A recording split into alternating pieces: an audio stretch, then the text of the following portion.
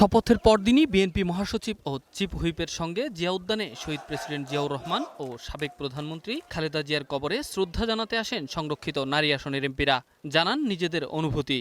আপামর জনসাধারণেরও এই সরকারের কাছে অনেক বেশি প্রত্যাশা, কাজেই সেই দিক থেকে তো একটু অ্যাফ্রেড আছি যে তাদের সেই প্রত্যাশা পূরণ করতে পারবো কতখানি, এটা নিয়েই এখন বেশি চিন্তিত।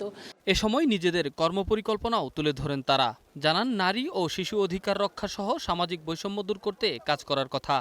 নারীর যে অর্থনৈতিক, সামাজিক এবং তার যে অধিকার রয়েছে, যে গণতান্ত্রিক অধিকার রয়েছে, সেই অধিকার আমাদের প্রতিষ্ঠা করাই হলো আমার মেন উদ্দেশ্য। ধরেন আমাদের অনেক আইন আছে, এগুলি মেয়েদের ফেভারে আছে, কিন্তু এডুকেশন নাই। তো এডুকেশনে কাজ করতে হবে। নারীদের শিক্ষার ক্ষেত্রে উন্নয়ন, নারীদের কাজের পরিবেশ সেই জায়গাটার জন্য সুন্দর থাকে, সেটা নিয়ে কাজ করা। নারীদের নিয়ে কাজ করতে চাই, অতীতেও করেছি এবং বাংলাদেশের আমার নিজের এলাকা জামালপুরের সমস্যা সহ বাংলাদেশের বিভিন্ন জায়গায় যে অনিয়ম, দুঃশাসন, সমস্যা, সেই জায়গাগুলোকে আমি তুলে ধরতে চাই। এ সময় বিএনপি মহাসচিবের আশা, দেশের গণতন্ত্রকে প্রাতিষ্ঠানিক রূপ দিতে সংসদে কার্যকর ভূমিকা রাখবেন নারী সংসদ সদস্যরা।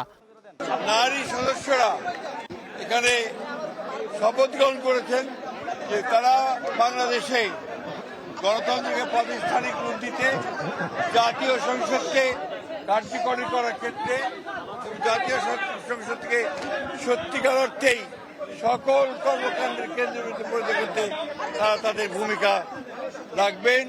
সংরক্ষিত নারী আসনের নতুন এই প্রতিনিধিরা সংসদে জনগণের কথা বলার পাশাপাশি সরকারের হাতকে শক্তিশালী করবে বলেও জানান বিএনপির জ্যেষ্ঠ নেতারা।